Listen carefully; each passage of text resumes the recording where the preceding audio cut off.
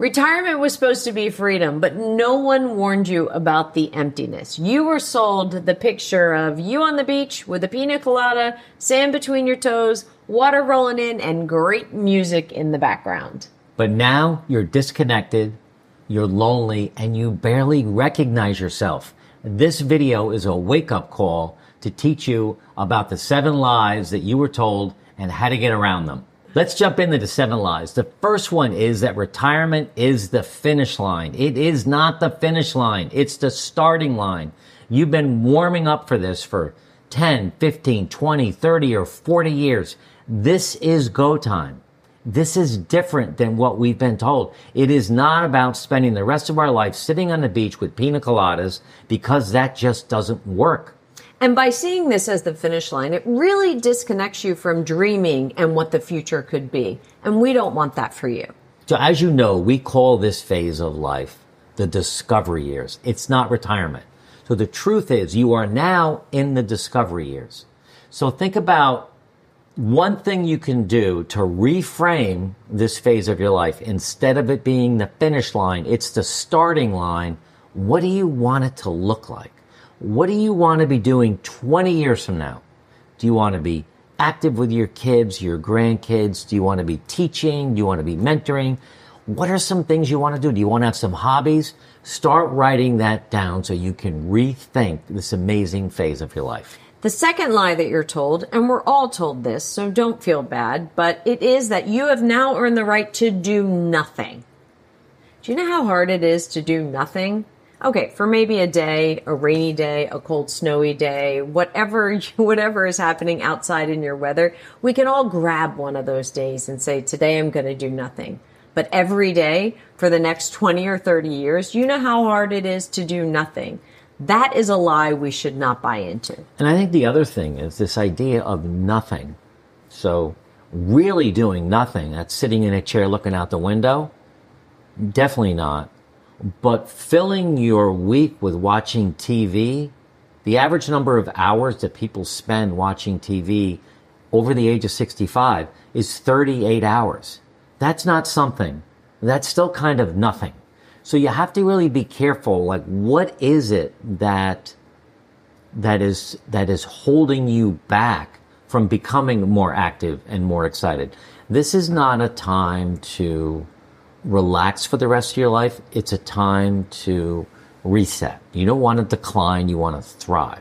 So one thing you could do is design a weekly vitality plan. So what are some things you're going to do this week to ground in some good positive health moves, some nutrition, some relationship things with your wife or your husband or your family or friends, but build something this week so that you're not living this old lie that you're allowed to do nothing. The next lie kind of really pisses me off when people say it, because it's one of those, I don't even know if it's a backhanded compliment, but when someone says to me, you know, Jody, your best years are behind you. Not a positive statement. Doesn't make me feel good. It actually blocks my ability to be curious, to experiment with things, to have the confidence to fail, to try new things, to join new groups. Because if the best years are behind me, does that mean the best version of myself is behind me? I don't think so. That one really pisses me off. Yeah, and I think that you have to realize that this whole issue of, I'll use the word retirement because you're probably more familiar with that. You know, 100 years ago, that lasted 2, 3, 4, 5 years. Now it's 20, 30 years. Right. So this is a time for your discovery years. It's a time for thriving and reawakening. It's go time. It's building something new. So what's one thing that you can do this week to kickstart that? Think of a new hobby. Search on YouTube. You're on YouTube now. You're watching this. So look up hobbies for seniors. Look up hobbies for retirees. Look up, think back when you were a kid. What are some of the things you used to do that brought you joy? What are some of the things you used to do 20 years ago that brought you joy and you stepped away from it because you got too busy? Try to find something that you can anchor in to learn and try, play an instrument, write a book, whatever it might be. But don't give up. Don't think that this is the end. This is really the beginning. The next one really falls on that list for me that kind of spurs on a little more anger. I think this video spurs on some anger for me. But when people say to me, it's too late for me to change, or it's too late for you to change, you are who you are, that really discourages growth. It also, if you think about it, change is the thing that separates humans from apes, right? I mean, we can adapt, our adaptability. That's one of our greatest strengths. So if you're telling me it's too late to change, does that mean I'm done? I don't think so. No, and I think that the truth is that change is always possible. It takes curiosity and courage. So here's an action step. Write down 1, 2, or 3 limiting beliefs that you have right now that support this idea of it's too late to change. Write down your limiting belief. I believe it's too late to change because ... Right. I believe it's too late to change because ... Write down those 3 things and then reframe them and realize, no, that's not a belief I'm going to hold on to anymore. I'm going to change it. I am old enough.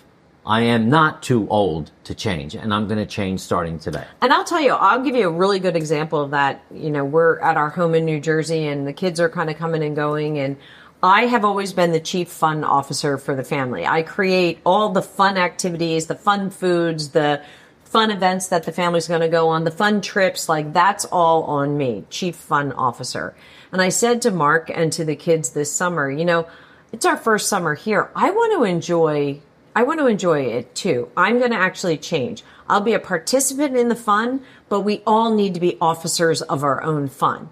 And I will tell you, it's been hard for me to back out of coordinating everyone's fun, but I'm actually having more fun myself doing things I want to do because I have backed away and made that change. And you've been really positive and boisterous about that with me and with the kids. And it shows, and it's great. Right. It's hard. Yeah. It is hard to change, but it's not impossible. All right, so here's the 5th lie we've been told for years that I think is wrong. And the lie is this. Because you will have more time together, your relationship will thrive. Well, divorce rates in America are down, but divorce rates for those over the age of 50 are double what they were 10 years ago. This idea of gray divorce is really an epidemic right now. It's because we are used to being on our own for 3 decades, and now we're thrust together in this new life.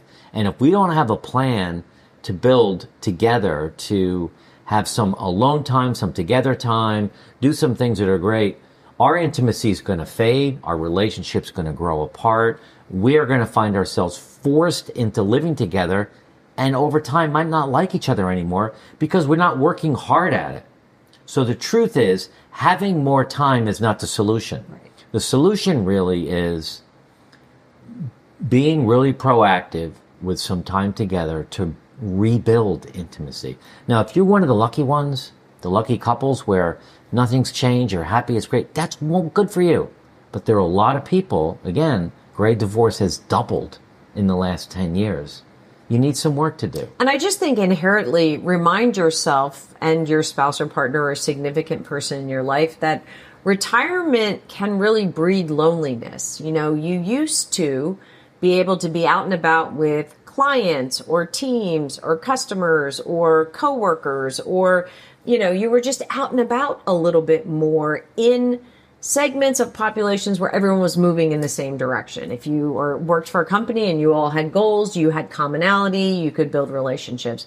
And I think it's important to recognize, where were you fed that energy before, and what are you not being fed now that you're feeling so lonely? So one action step that you can take for working on your relationship is to set aside some time each week to check in with how you're doing as a couple.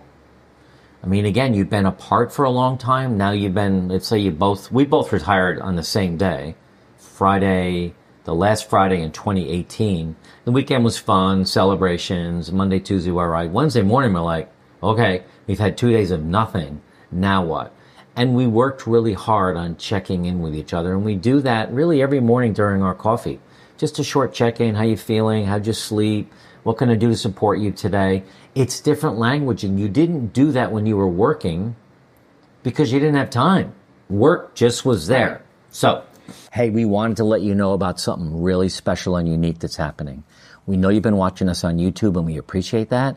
For the first time ever, and maybe the last time ever, Jody and I are running a live masterclass in September of this year, 2025, Retirement Reset, from drift to discovery. Starts September 8th, and it'll go every Monday for 8 weeks. We'll go through our entire theory on retirement drift and work you through our 7 pillars that will help you eliminate the drift in your life. There's a link below to a webinar that we did just this week explaining everything about it and showing you how you can sign up. We hope to see you in September. The next one is very interesting, and it strikes people in different ways, but it is the thought that spirituality or faith doesn't have a place in your retirement. It doesn't need attention right now. And for those of us who have lost parents or lost significant others or lost best friends or just had loss in your life, it seems to me a time to really discover and build your faith. It seems to me to be a time where you could go deep on what's important to you within your faith and or explore other faiths. It seems to be a good time to be able to do a lot of faith-based group work and join faith-based communities to find people that are tracking with your values and your ideas when it comes to faith. There's a lot of people that watch our channel who are very faith-based. They talk a lot about their religion, their belief in God, their belief in Jesus Christ and all of that, and that's wonderful. For those of you that don't believe in it at all, maybe you're an atheist, I don't know, but the people in the middle that are like, I really wonder, I'm curious. So I think it's be curious about your faith. Be curious about spirituality. We both have, I think it's called the Bible app, and we both get this really cool, it's a piece of scripture, and then there's a couple other quotes, and then there's a 2-minute video where someone's talking about the piece of scripture. Some of it is like I can't connect with it, but a lot of it I do. So we're doing that, which is really helpful. So set aside some time this week. I don't know, watch a couple YouTubes, journal about it. How come do you believe in God? I don't believe in God. Why don't I believe in God? What does that mean that I don't believe in God that I do? So try that. The last lie that we're told is we are told when we get to this phase of life that we will be surrounded by friends and family. Now, wouldn't that be great? Well, maybe. I think so. So this is a weird one. I have a high school buddy. He and his wife, 2 of their kids live on the same street in different houses with their kids. They are surrounded by family and friends. That's really nice. And I love watching. I watch them on Instagram. There's birthday parties. There's sleepovers. There's the kids next door. I mean, it's just such a cool way to live. We don't have that. No. And you might not have that either. We know a lot of people because they leave comments on YouTube. You know, we have kids in 6 different states, so we're not near our kids. So we need to work hard at making sure we connect with our 6 children and our grandchildren. And our friends have changed and evolved. They've moved away. We have other friends in Florida, but they're on the other side of the state. We have friends up in New York and all over. So it's not like you are surrounded with them. You need to find room to build new friends. You need to be proactive to find your family, and you need to build community. And one action step there could be just to reach out to a person every week, just a different person every week. Make the connection, follow up on what they're doing, just disconnect from this idea that it's just going to magically happen and connect with the idea that you have to make it happen. You know, it's a cool thing to do because it does 2 things. It makes you feel good and it makes the other person feel good. Start making a list of those people in your life that have made a difference. Maybe it was your first manager 20 years ago in your first job, and they're still alive and they're still around, and you kind of kept in contact either on Facebook or LinkedIn or something. Send them a note, say, I'd love to get on the phone with you, and tell them how much they meant to you. It's going to make them feel good, it makes you feel good, and you get to reminisce about a few things. Great. All right, here's a couple questions that our team put together. Hi, I'm Helen, I'm 69, I live in Georgia. Everyone around me keeps saying, you've earned your rest. but I feel restless and drained. How do I balance my desire for purpose with the pressure to just slow down? I love this because I suffer from this as well. I don't do well with idle time. I have an active mind. I like to build things. I like to create things. I love what we're doing on YouTube, and we're building a new masterclass to teach this fall. And it's just so cool to use the technology and all of that. When I'm idle and I'm not doing anything, I get tired and bored and lonely. So what I suggest to you is find something, find a hobby, find an activity that's new. Gosh, there's so many things in your own community. Volunteering, I don't think we talk enough about that, but volunteering for a cause that you really care about is a good way to start becoming active and meeting new people. And Helen, I believe in balance. I find that I'm a little bit more balanced than Mark when it comes to rest, family time, friend time, alone time, retirement transform time, and the active mind, curious growth and learning time. I feel like I have a foot in both worlds, but it's taken me a long time to get there. I started off resting immensely with a lot of time and kind of being sedentary and not good for my health. I went the opposite extreme and overscheduled myself like a crazy person and was flying by the seat of my pants from one thing to the next. And then, like most things, I fell somewhere back in the middle. So experiment with your schedule and your routines and see what comes up for you. I like that. That's good. You hear us talk a lot on this channel about habits. And maybe you've got some bad habits that you need to break yourself. We created a free download is below, the 5 bad habits to stop while you're retired. So download that and use that as a tool to break some bad habits. This is Tom from New Jersey, so maybe you live near us, Tom. You talk about the retirement drift, but how do I know if I'm in it or if I'm just adjusting normally to a slower pace? It's a good question. How do you know if you're in it? If you are feeling bored, lonely, not sure what to do every day, not a real clear path for the next day, week, month, year, decade, then you're probably in retirement drift. And we've named it retirement drift because we didn't have a name for it. It used to show up as, I don't know how to fill my 40 plus hours of free time that came my way. I have lost all of my friends at work. They don't call me anymore. I don't really have a purpose and a passion and a reason to get up in the morning that I'm excited about. What's one of the other ones? So I can't think of it. We bundled all that together and called it retirement drift. So you're probably in it, and it's a good thing to recognize it. And I would suggest start writing down every day. We're big journalers, how you're feeling in the morning.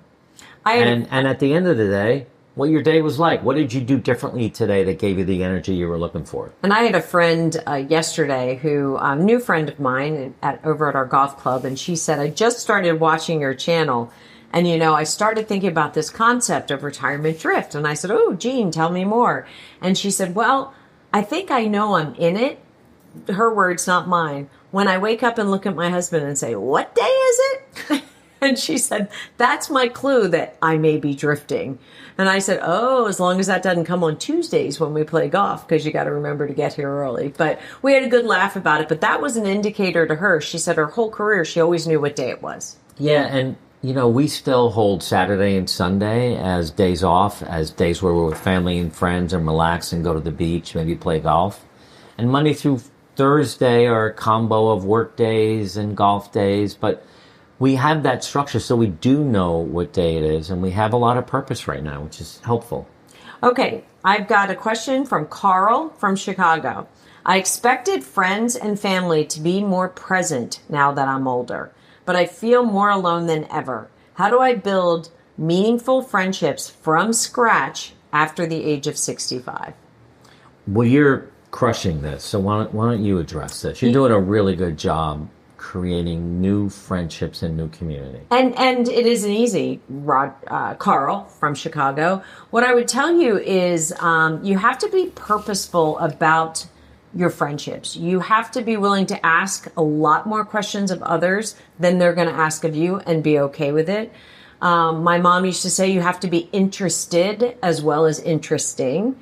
And it's all a mindset of, I'm going to see what I can get out of this. A couple of weeks ago, I played golf. We just get put into foursomes. I didn't know the lady I was riding with.